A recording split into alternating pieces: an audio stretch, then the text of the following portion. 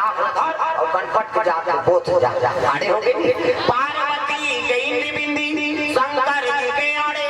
तकाकर चंदन चिरे फाड़े वाले दादा रामचंद्र के चिरे फाड़े और दिखा तुम पसीना बहा तीन डंडा है ना ऐसे ऐसे तो नहीं से तेलका वाला का दुनिया पान पान पर ते गई तुम फैशन बारे गुरु बनावे धान गुरु जी मस्तक में देवताल बैठा एक ठन डंडा राम जी एक ठन लक्ष्मण बीच में लाल लाल सीता मैया और नाक के गड्ढा में बैठे बजरंग बली पूरा राम दरबार लगा अबे चंदा लगा गलत काम करबे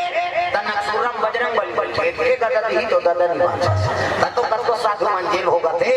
चंदा लगाए कंगन की धरती गाड़ी जन जन जन पार्वती के बिंदी शंकर जी के आड़े रामचंद्र के चिरे फाड़े तकाकर चंदन फाड़े दादा कबीरदास के ठाठा कभी हमला देखो दीपनाथ सरे चिट्ठी जा इंडिया पाकिस्तान बॉर्डर पार हो जाते चंदन